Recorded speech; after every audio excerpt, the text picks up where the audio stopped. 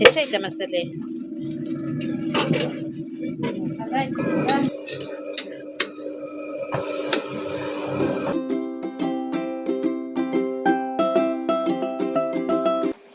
Hi ಎಲ್ರಿಗೂ ನಮಸ್ಕಾರ. Welcome to Honnavar lifestyle YouTube channel. So friends, ಇವತ್ತಿನ ಹೊಸ ವ್ಲಾಗ್ಗೆ ಎಲ್ರಿಗೂ ಕೂಡ ವೆಲ್ಕಮ್, ಸ್ವಾಗತ. ಹಾಗೆಯೇ ಇವತ್ತಿನ ದಿನ ನಮ್ಮ ಮನೆಯಲ್ಲಿ ಗಡಿ ಪೂಜೆ, ಅದರದ್ದೇ ವ್ಲಾಗ್ ಆಗಿರ್ತದೆ. ಹಾಗೆ ಗಡಿ ಪೂಜೆ ಎಲ್ಲ ಅಂದರೆ ಏನು ಅಂತೆಲ್ಲ ಕೇಳ್ತಿದ್ರಿ, ಎಲ್ಲನೂ ಕೂಡ ಇವತ್ತಿನ ವ್ಲಾಗಲ್ಲಿ ತಿಳಿಸ್ತೀನಿ. ಹಾಗೆ ಈ ಗಡಿ ಪೂಜೆಗೆ ನಮ್ಮ ಮನೆಯಲ್ಲಿ ಇವತ್ತಿನ ದಿನ ನಾನ್ ವೆಜ್ ಊಟ ಆಗಿರ್ತದೆ, ತರಕಾರಿ ಊಟ ಎಲ್ಲ ಏನಿರೋದಿಲ್ಲ. ಹಾಗಾಗಿ ನಾನ್ ವೆಜ್ ತಿಂದಿಗಿರೋರಾಗಿರ್ಬೋದು, ಮತ್ತು ಯಾರಿಗೆಲ್ಲ ಅದನ್ನು ನೋಡೋದಕ್ಕೆ ಇಷ್ಟ ಇರೋದಿಲ್ಲ ನೋಡಿ ಅಂಥವರೆಲ್ಲ ಇವತ್ತಿನ ವಿಡಿಯೋನ ಸ್ಕಿಪ್ ಮಾಡ್ಬೋದು. ಹಾಗೆಯೇ ನೋಡದೇಗಿದ್ರೂ ತೊಂದರೆ ಏನಿಲ್ಲ. ಅಂದರೆ ಅವರಿಗೆ ಏನೋ ಒಂಥರ ಮನಸ್ಸಿಗೆ ಬೇಜಾರಾಗಬಾರ್ದು ನೋಡಿ, ನಾನ್ ವೆಜ್ ಎಲ್ಲ ನೋಡಿ, ಹಾಗಾಗಿ ಹೇಳ್ತಾ ಇರೋದು. ಹಾಗೆಯೇ ಇವತ್ತಿನ ದಿನ ಬೆಳಿಗ್ಗೆನೇ ನಾ ಇದ್ದಿದ್ದು 6 ಗಂಟೆಗೆ. ಅಮ್ಮ ಅದಕ್ಕೂ ಮೊದಲೇ ಎದ್ದು ಎಲ್ಲ ಕೆಲಸ ಎಲ್ಲ ಶುರು ಮಾಡ್ತಾಯಿದ್ರು. ನಾನು ಬೆಳಿಗ್ಗೆ 6 ಗಂಟೆ ನಂತರ ಎದ್ದು ಬಂದು ನೋಡಿದ ತಕ್ಷಣ ಮಳೆ ಅಂತೂ ಜೋರಾಗಿ ಬರ್ತಾಯಿತ್ತು. ಕರೆಂಟ್ ಕೂಡ ಇರಲಿಲ್ಲ, ಇನ್ವರ್ಟರ್ ಸ್ವಲ್ಪ ಇತ್ತು, ಅದರಲ್ಲೇ ಅಮ್ಮ ಉದ್ದಿನ ದೋಸೆ ಎಲ್ಲ ಮಾಡೋದಕ್ಕೆಲ್ಲ ಹಿಟ್ಟೆಲ್ಲ ಅರಿತಾ ಇದ್ದರು. ಆಮೇಲೆ ಕರೆಂಟ್ ಅಂತೂ ಇರಲಿಲ್ಲ, ಮತ್ತು ನಾವು ಇನ್ವರ್ಟ್ರಲ್ಲೇ ಸ್ವಲ್ಪ ಕಾದು ಅದರಲ್ಲೇ ಅಡುಗೆ ಎಲ್ಲ ಶುರು ಮಾಡ್ಕೊತ ಇದ್ವಿ. ಹಾಗೆಯೇ ಚಹಾ ಕುಡಿಯೋದಕ್ಕೆ ದೋಸೆ ಎಲ್ಲ ಮಾಡ್ಕೊಂಡು ಚಹಾ ಕುಡ್ಕೊಂಡಾಯಿತು. ಆಮೇಲೆ ಪೂಜೆಗೆಲ್ಲ ಹೋಗೋದ್ರಿಂದ ಅವರು ಕೋಳೆ ಎಲ್ಲ ತಿನ್ನೋದೆಲ್ಲಾಗಿರೋ, ಹಾಗಾಗಿ ಅವರಿಗೆ ಒಂದು ರೊಟ್ಟಿ ಮಾಡಿಕೊಟ್ಟೆ. ಹಾಗೆ ಚಾಲ ಕುಡಿದ ನಂತರ ಈಗ ಅಮ್ಮ ಸಾರು ಮಾಡೋದಕ್ಕೆಲ್ಲ ಮೆಣಸು ಆಮೇಲೆ ಸಾಮಾನು ಸಂಗ್ರಹ ಎಲ್ಲನೂ ಈ ಥರ ಹೊರಿತಾ ಇದ್ದಾರೆ. ಹಾಗೆಯೇ ಇವತ್ತಿನ ದಿನ ಅಂತೂ ಫುಲ್ ಬ್ಯುಸಿ ಥರ, ಅಷ್ಟೇ ಕೆಲಸಗಳಿದೆ. ಮತ್ತು ನಿನ್ನೆ ದಿನ ಎಲ್ಲ ಸುಮಾರಷ್ಟು ತಯಾರೆಲ್ಲ ಮಾಡಿಕೊಂಡ್ರೂ ಕೂಡ ಅಷ್ಟೇ ಗಡ್ಬಿಡಿ ಎಲ್ಲ ಆಯ್ತಾ ಇತ್ತು. ಹಾಗೆಯೇ ನಮ್ಮ ಹೆಲ್ಪಿಗೋಸ್ಕರ ನಾವು ಯಾರಿಗೂ ಕೂಡ ಕರೀಲಿಲ್ಲಾಗಿದ್ರು, ನಾನು ಮತ್ತು ಅಮ್ಮ ಇರೋದ್ರಿಂದ ನಾವೇನೇ ಮ್ಯಾನೇಜ್ ಮಾಡ್ಕೊಳ್ತರು ಹೇಳಿ. ಮತ್ತು ಎಲ್ಲರೂ ಕೂಡ ನೆಂಟರೆಲ್ಲ ಆರಾಮಾಗಿ ಊಟಕ್ಕೆ ಬಂದರೆ ಸಾಕು ಅಂತೇಳಿ ನಾವು ಯಾರಿಗೂ ಕೂಡ ಹೇಳಿರಲಿಲ್ಲ. ಮತ್ತು ನಮ್ಮ ದೊಡ್ಡಮ್ಮ ಹೇಳಿದರೆ ಎಲ್ಲರೂ ತುಂಬ ಜನ ಎಲ್ಲ ಬರ್ತಿದ್ರು ನಮ್ಮ ಸಹಾಯಕ್ಕೆ.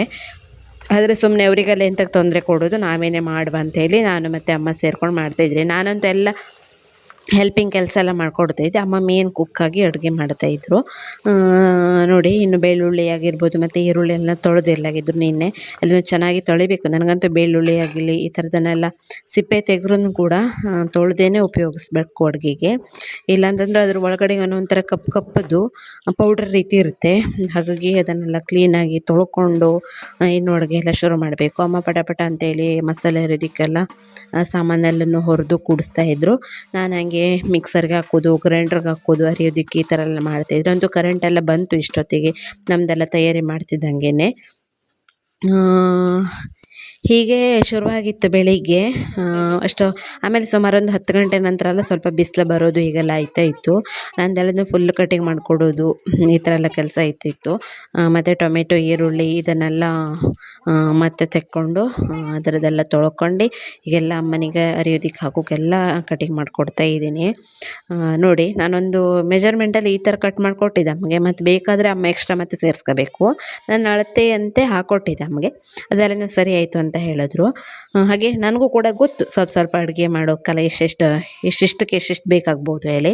ಹಾಗೆಯೇ ನಮ್ಮದು ಸುಮಾರು ಅಂದರೆ ಜಾಸ್ತಿಯಾಗಿ ಮಾಡ್ತಾ ಇರೋದ್ರಿಂದ ಸ್ವಲ್ಪ ಮತ್ತು ಸ್ಪೂನ್ ಅಳತೆ ಇಲ್ಲೆಲ್ಲ ಸಾಕಾಗೋದಿಲ್ಲಾಗಿತ್ತು. ಹಾಗೆ ಸ್ವಲ್ಪ ಜಾಸ್ತಿನೇ ಹಾಕಬೇಕಿತ್ತು. ಹಾಗಾಗಿ ಈ ಥರ ಎಲ್ಲ ನೋಡಿ ತಯಾರು ಮಾಡಿಕೊಡ್ತಾ ಇದ್ದೀನಿ. ಅಮ್ಮ ಒಂದೊಂದಾಗೆಲ್ಲ ಕೆಲಸ ಮುಗಿಸ್ಕೊತ ಬಂದರು.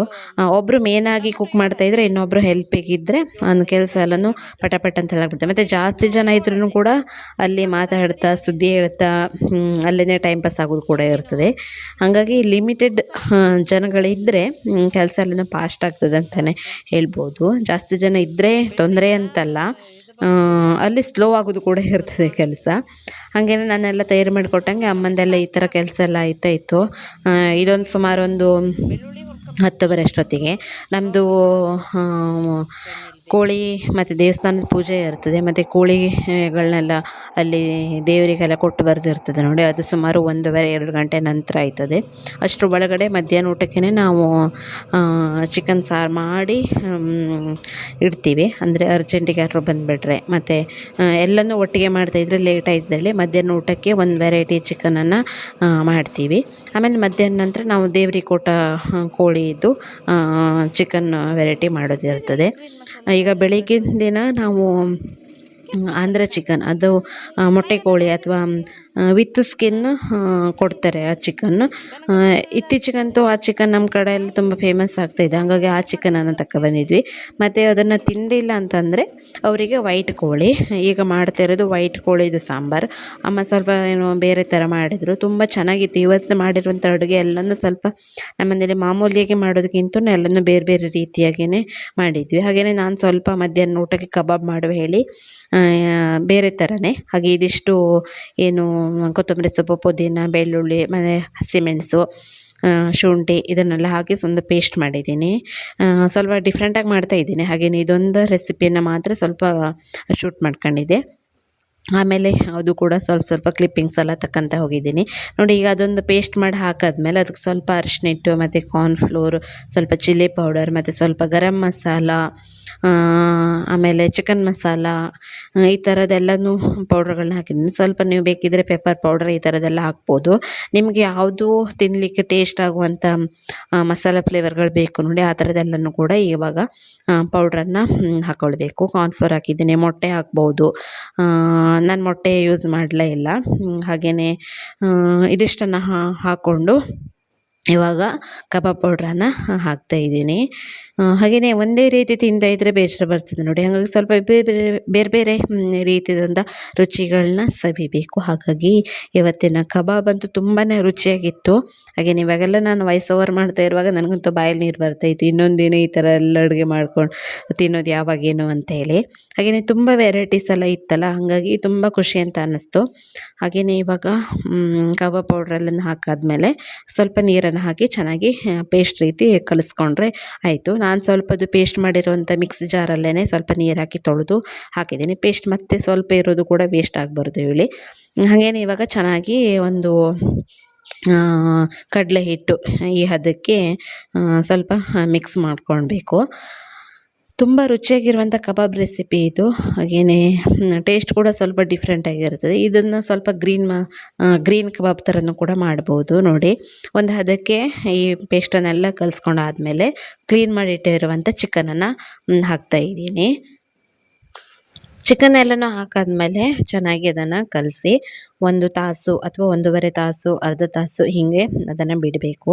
ಈಗ ಈ ಥರ ಎಲ್ಲನೂ ಚೆನ್ನಾಗಿ ಕಲಸಿದ ಮೇಲೆ ಇದ್ರ ಮೇಲ್ಗಡೆಗೆ ಸ್ವಲ್ಪ ಲಿಂಬು ರಸ, ಆಮೇಲೆ ಕೊತ್ತಂಬರಿ ಸೊಪ್ಪು, ಮತ್ತು ಸ್ವಲ್ಪ ಪುದೀನ ಸೊಪ್ಪು, ಕರಿಬೇವಿನ ಸೊಪ್ಪು ಈ ಥರದ್ದೆಲ್ಲ ಹಾಕಿ ಒಂದು ಅರ್ಧ ಗಂಟೆ ಅಥವಾ 3/4 ಗಂಟೆ, 1 ಗಂಟೆ ಹೀಗೇ ಬಿಟ್ಬಿಡಬೇಕು. ಅದಾದ ನಂತರ ಎಣ್ಣೆಯಲ್ಲಿ ಕರೆದ್ರೆ ಸೂಪರಾಗಿರುವಂಥ ಕಬಾಬು ರೆಡಿಯಾಗುತ್ತೆ. ತುಂಬಾ ರುಚಿಯಾಗಿರುತ್ತೆ. ಹಾಗೆ ನಾನು ಮೊಸರೆಲ್ಲನೂ ಆ್ಯಡ್ ಮಾಡಿದ್ದೀನಿ, ಮೊಟ್ಟೆ ಮಾತ್ರ ಅವಾಯ್ಡ್ ಮಾಡಿದ್ದೀನಿ.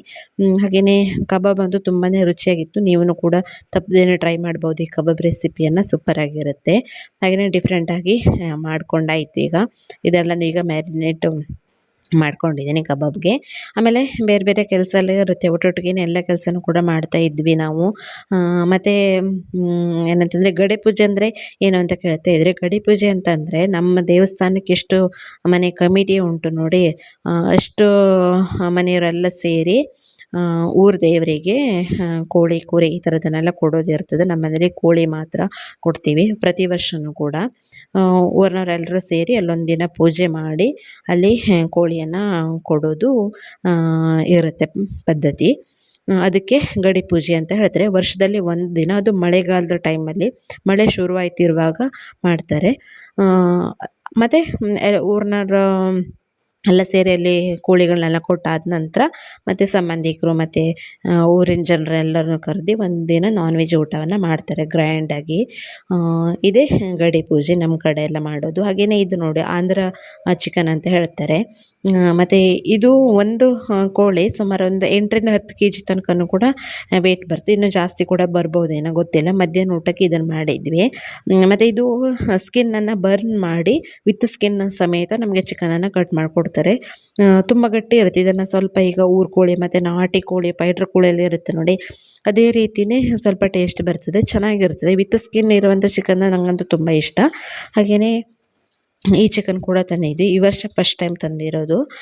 ಹಾಗೆಯೇ ಇದನ್ನೆಲ್ಲ ಕ್ಲೀನ್ ಮಾಡಿ ಇವಾಗ ಇದರದ್ದು ಸಾಂಬಾರು ಕುದಿಸ್ತಾ ಇದ್ದೀವಿ. ಮಧ್ಯಾಹ್ನ ಊಟಕ್ಕೆ ಇದನ್ನು ಮಾಡಿ ಇಟ್ಕೊಂಡ್ವಿ ಫಸ್ಟೇ. ಆಮೇಲೆ ಮತ್ತೆ ಊರ್ಕೊಳ್ಳಿದು ಸಾರೆಲ್ಲನೂ ಮಾಡೋದಿರ್ತದೆ. ನನಗಂತೂ ಈ ವ್ಲೋಗ್ ನೋಡ್ತಾ ಇದ್ದರೆ ಎಷ್ಟು ಜನರಿಗೆ ಬೇಜಾರಾಗ್ತಿದೆಯೇನೋ ಅಂತ ಅನ್ನಿಸ್ತಾ ಇದೆ. ಅಂದರೆ ನಾನ್ ವೆಜ್ ಯಾರಿಗೆಲ್ಲ ಇಷ್ಟ ಇಲ್ಲ ನೋಡಿ ಅಂಥವರಿಗೆಲ್ಲ ಎಷ್ಟು ಬೇಜಾರಾಗ್ತಿದೆಯೇನೋ ಅಂತೆಲ್ಲ ಅನ್ನಿಸ್ತಾ ಇದೆ. ಅಂದರೆ ಈ ಫುಲ್ಲು ವ್ಲೋಗ್ ನಾನ್ ವೆಜ್ಜಿಂದೇ ಉಂಟಲ್ಲ, ಹಾಗಾಗಿ ಅದು ಮತ್ತು ಚಿಕನ್ ವೆರೈಟಿನೇ ಇರೋದರಿಂದ ಏನೇನೋ ಅನ್ನಿಸ್ತಾ ಇದೆ ನನಗೆ. ಹಾಗೆ ಬೇಜಾರು ಯಾರು ಮಾಡ್ಕೊಳ್ಬೇಡಿ. ಹಾಗೆಯೇ ನೋಡಿ ಮಧ್ಯಾಹ್ನಕ್ಕೆ ವೈಟ್ ಕೋಳಿದು ಸಾಂಬಾರು ಮತ್ತು ಆಂಧ್ರ ಕೋಳಿ ಸಾಂಬಾರೆಲ್ಲ ಮಾಡಾದ ನಂತರ ಮತ್ತು ಕಬಾಬ್ ಸ್ವಲ್ಪ ಇತ್ತು, ಅದನ್ನು ಕೂಡ ಬೇಯಿಸಬೇಕಿತ್ತು. ಮತ್ತು ಉದ್ದಿನ ದೋಸೆ ಮಾಡಿದ್ವಿ. ಅಕ್ಕಿ ವಡೆ ಅಂತೂ 2 ದಿನ ಮೊದಲೇ ಮಾಡಿ ಇಟ್ಕೊಂಡಿರು. ಅಕ್ಕಿ ವಡೆ ಯಾರಿಗೆ ಇಷ್ಟ ಇಲ್ಲ, ಮತ್ತು ಯಾರಿಗಾದರೂ ಹಲ್ಲಲ್ಲಿ ಅಕ್ಕಿ ವಡೆ ಜಗಿಯೋದಕ್ಕೆಲ್ಲ ಆಗೋದಿಲ್ಲ ನೋಡಿ, ಅಂಥವರಿಗೆಲ್ಲ ಉದ್ದಿನ ದೋಸೆ ಎಲ್ಲ ಮಾಡಿದ್ವಿ, ಸುಮಾರಷ್ಟು ಮಾಡ್ಕೊಂಡಿದ್ವಿ. ಇನ್ನು ಸ್ವಲ್ಪನೇ ಹಿಟ್ಟನ್ನು ತೆಗೆದು ದೋಸೆ ಮಾಡ್ಕೋಬೇಕು. ಹಾಗೆಯೇ ಬೆಳಿಗ್ಗೆ ಇದೊಂದು 6 ಗಂಟೆ ಹಿಂಗೆ ಅಮ್ಮ ಉದ್ದಿನ ಹಿಟ್ಟನ್ನು ತಯಾರು ಮಾಡಿ ಇಟ್ಟಿದ್ರು. ಮಧ್ಯಾಹ್ನ 1:30-2 ಗಂಟೆ ಅಷ್ಟೊತ್ತಿಗೆಲ್ಲ ಹಿಟ್ಟು ದೋಸೆ ಮಾಡೋದಕ್ಕೆಲ್ಲ ಸರಿಯಾಗಿತ್ತು. ನೋಡಿ ಈ ಥರ ನಡೀತಾ ಇತ್ತು ನಮ್ಮದು ಗಡಿ ಪೂಜೆ. ತುಂಬಾ ಖುಷಿ ಆಯಿತು. ವರ್ಷದಲ್ಲಿ ಒಂದಿನ ಈ ಥರದ್ದು ಬರೋದು ತುಂಬ ಖುಷಿ ಅನ್ನಿಸ್ತದೆ. ಮತ್ತು ನೆಂಟರೆಲ್ಲ ಬರ್ತಾರೆ, ಊರಿನವರೆಲ್ಲ ಬರ್ತಾರಲ್ಲ, ಹಾಗೆ ತುಂಬ ಖುಷಿ. ಹಾಗೆಯೇ ನಾನು ಈಗ ಮಧ್ಯಾಹ್ನಕ್ಕೆ ಊಟಕ್ಕೆಲ್ಲ ತಯಾರು ಮಾಡ್ತಾಯಿದ್ದೆ. ಇಷ್ಟೊತ್ತಿಗೆಲ್ಲ ದಾದನ ಕಡೆಯವರು ಅಲ್ಲಿ ಕೋಳಿ ಕೊಟ್ಟು ಬರೋದಕ್ಕೆಲ್ಲ ಹೋಗಿದ್ದರು. ಅವ್ರು ಬಂದ ನಂತರ ದೇವರಿಗೆ ಒಂದು ಎಡೆ ಇಟ್ಕೊಂಡು ಒಂದು ಊಟವನ್ನು ಮುಗಿಸೋದು ಮಧ್ಯಾಹ್ನಕ್ಕೆ. ಆಮೇಲೆ ಮತ್ತೆ ಅಲ್ಲಿ ಕೊಟ್ಟಿರುವಂಥ ಕೋಳಿಯನ್ನು ಬಂದ್ಕೊಂಡು ಮಧ್ಯಾಹ್ನ ನಂತರ ಮತ್ತೆ ಅಡುಗೆ ಮಾಡೋದಿರ್ತದೆ ಎಕ್ಸ್ಟ್ರಾ. ಇವಾಗ ಉದ್ದಿನ ದೋಸೆ ಮಾಡ್ತಾಯಿದ್ದೀನಿ. ದೇವರಿಗೆಲ್ಲ ಎಡೆ ಇಟ್ಕೊಂಡು ಸ್ವಲ್ಪ ಜನ ನೆಂಟರೆಲ್ಲ ಇದ್ದರು ಈ ಟೈಮಲ್ಲಿ. ಎಲ್ಲರೂ ಸೇರಿ ಮಧ್ಯಾಹ್ನ ಒಂದು ಊಟ ಮಾಡ್ಕೊಂಡ್ವಿ. ಮತ್ತು ಮಧ್ಯಾಹ್ನ ಊಟ ಕೇಳಿದ್ರೆ ಮತ್ತು ತರಕಾರಿ ಆಗಿರ್ಬೋದು, ಮತ್ತು ಅಡುಗೆಯನ್ನು ಮಾಡಲಿಲ್ಲಾಗಿದ್ರು ನಾವು. ಹಾಗಾಗಿ ಈಗ ಬಿಸಿ ಬಿಸಿ ಉದ್ದಿನ ದೋಸೆ ಮಾಡ್ತಾಯಿದ್ದೀನಿ. ಇಷ್ಟೊತ್ತಿಗೆಲ್ಲ ಮಳೆ ಕಡಿಮೆ ಇತ್ತು ನೋಡಿ, ಬಿಸಿಲಂತೂ ಜೋರಾಗಿ ಬಂದಿತ್ತು.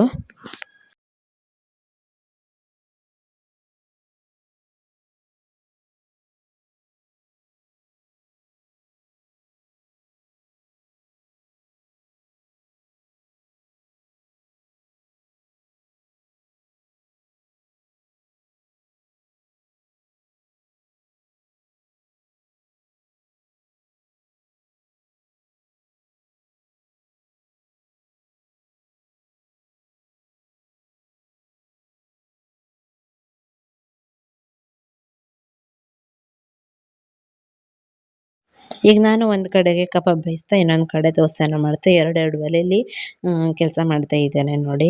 ಕಬಾಬ್ ಸ್ವಲ್ಪ ಅಷ್ಟೇ ಮಧ್ಯಾಹ್ನ ಊಟಕ್ಕಷ್ಟೇ ಮಾಡಿದ್ದು. ಮತ್ತು ರಾತ್ರಿನೂ ಕೂಡ ಕಬಾಬ್ ಇಟ್ಕೊಂಡ್ರೆ ಅದನ್ನು ಬೇಯಿಸ್ತಾ ಮತ್ತು ಬಂದವರಿಗೆಲ್ಲ ಬಡಿಸ್ತಾ ಅವ್ರನ್ನೆಲ್ಲ ಮಾತಾಡಿಸ್ತಾ ಇದ್ದರೆ ತುಂಬ ಗಡಿಬಿಡಿ ಆಯ್ತದೇಳಿ ಮಧ್ಯಾಹ್ನ ಊಟಕ್ಕಷ್ಟೇ ನಾನು ಕಬಾಬನ್ನು ಇಟ್ಟಿದ್ದೆ. ರಾತ್ರಿ ಊಟಕ್ಕೆಲ್ಲ ಇರಲಿಲ್ಲಾಗಿತ್ತು. ಹಾಗೇ ಇಷ್ಟೊತ್ತಿಗೆಲ್ಲ ಊಟಕ್ಕೆಲ್ಲ ತಯಾರಾಗಿತ್ತು. ದಾದನಗೌಡ್ರು ಎಷ್ಟೊತ್ತಿಗೆ ಬರ್ತಾರೆ ಹೇಳೆಲ್ಲ ವೆಯ್ಟ್ ಮಾಡ್ತಾ ಇದ್ವಿ. ಮತ್ತು ಅಮ್ಮನೂ ಕೂಡ ಸಾರೆಲ್ಲನೂ ಬೇರೆ ಪಾತ್ರೆಗೆಲ್ಲ ಸ್ವಲ್ಪನೇ ಹಾಕ್ಕೊಂಡು ಬಡಿಸೋದಕ್ಕೆಲ್ಲ ವ್ಯವಸ್ಥೆ ಎಲ್ಲ ಆಗಿಬಿಟ್ಟಿತ್ತು. ನಾನು ಬೆಳಿಗ್ಗೆ ಒಂದು 9 ಗಂಟೆಯಿಂದ ವ್ಲಾಗ್ನ ಸ್ಟಾರ್ಟ್ ಮಾಡಿದ್ದೆ, ವಿಡಿಯೋ ಕ್ಲಿಪ್ಗಳನ್ನೆಲ್ಲ ತಗೊಳ್ಳೋದಕ್ಕೆ. ಈಗ ಅಡುಗೆ ಮುಗಿಯೋ ತನಕನೂ 1:30-2 ಗಂಟೆ ಅಷ್ಟೊತ್ತಿನ ತನಕ ಮಾತ್ರ ವಿಡಿಯೋ ಕ್ಲಿಪ್ಗಳನ್ನೆಲ್ಲ ತಗೊಂಡಿದ್ದೀನಿ. ಅದಾದ ನಂತರ ನನಗೆ ಜನರೆಲ್ಲ ಬರ್ತಾಯಿದ್ರು. ಮತ್ತು ಹಿಂದೆ ಮುಂದೆ ಓಡಾಡೋದು ಶುರು ಮಾಡಿದ್ಮೇಲೆ ನನಗೆ ವಿಡಿಯೋ ಮಾಡೋದು ಕೂಡ ನೆನಪೂ ಇರಲಿಲ್ಲ. ಮತ್ತು ಯಾರ್ಯಾರೆಲ್ಲ ಬಂದಿದ್ದರು ಅಂತೆಲ್ಲ ತೋರ್ಸೋದಕ್ಕೂ ಆಗಲಿಲ್ಲ. ಹಾಗೆ ಇಷ್ಟೊತ್ತಿಗೆಲ್ಲ ಸ್ವಲ್ಪ ವೀಡಿಯೋ ಕ್ಲಿಪ್ಗಳನ್ನೆಲ್ಲ ತಗೊಂಡಿದ್ದೀನಿ. ಮಧ್ಯಾಹ್ನ ಊಟ ಆದ ನಂತರ ನಂದು ವ್ಲಾಗ್ ಕೂಡ ಸ್ಟಾಪ್ ಆಗೇ ಬಿಡ್ತು, ನೆನಪೇ ಇರಲಿಲ್ಲ ನನಗೆ ವಿಡಿಯೋ ಮಾಡೋದೆಲ್ಲನೂ. ಹಾಗೇ ಇದು ಗಡೆ ಪೂಜೆಯ ಕುಕ್ಕಿಂಗ್ ವ್ಲಾಗ್ ಆಗಿರ್ತದೆ. ಸೊ ನೀವೆಲ್ಲರೂ ಕೂಡ ಎಂಜಾಯ್ ಮಾಡಿರ್ತೀರ ಅಂತ ಅಂದ್ಕೊಂಡಿದ್ದೀನಿ.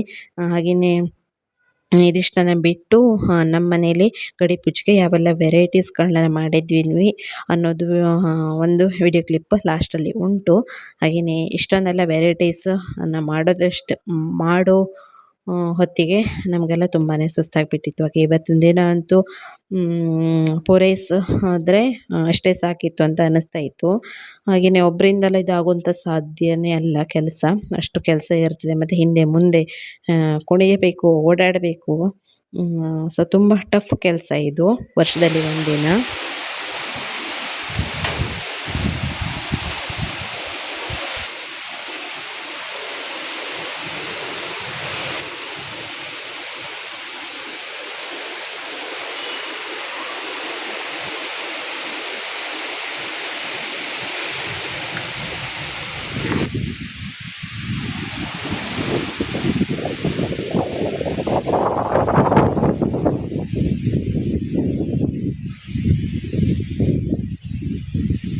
ಹಾರಿಸ್ಕೊಂಡು ಹೋಯ್ತದೆ ಸುಜನ, ಇದ್ರನ್ನ ಮಳೆ ಬರುವುದಿಲ್ಲ ಇದು ಪಕ್ಕ.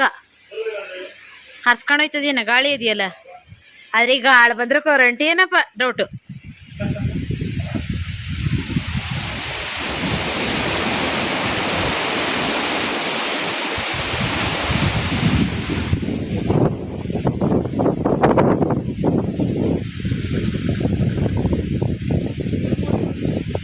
ಅಲ್ಲಿ ತಗೊಂಡೋಗಾರೆ.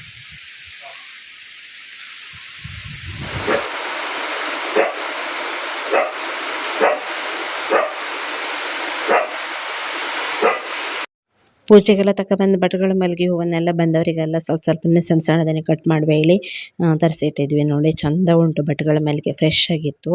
ಹಾಗೆಯೇ ಇದ್ರ ಪರಿಮಳ ಅಂತೂ ತುಂಬ ಇಷ್ಟ. ಇಷ್ಟು ವೆರೈಟೀಸ್ ನಮ್ಮ ಮನೇಲಿ ಇವತ್ತಿನ ದಿನ. ಇದನ್ನು ಬಿಟ್ಟು ಮಟನ್ ವೆರೈಟೀಸ್ ಇತ್ತು, ಅದನ್ನು ನಾನು ತಿನ್ನೋದಿಲ್ಲ ಅಂತ ಬಡಿಸ್ಕೊಂಡಿರಲಿಲ್ಲ. ಕಬಾಬ್, ಆಂಧ್ರ ಚಿಕನ್, ವೈಟ್ ಚಿಕನ್, ಮತ್ತು ನಾಟಿ ಕೋಳಿ, ಲಿಂಬು, ಮತ್ತು ಈರುಳ್ಳಿ, ಅಕ್ಕಿ ವಡೆ, ಮತ್ತು ಉದ್ದಿನ ದೋಸೆ, ಮತ್ತು ರೈಸ್. ಇಷ್ಟು ವೆರೈಟೀಸ್ ಮಟನ್ ವೆರೈಟೀಸ್ ಇತ್ತು, ಅದನ್ನು ನಾನು ತಿನ್ನೋದಿಲ್ಲ ಅಂತ ಬಡಿಸ್ಕೊಂಡಿಲ್ಲ. Thanks for watching.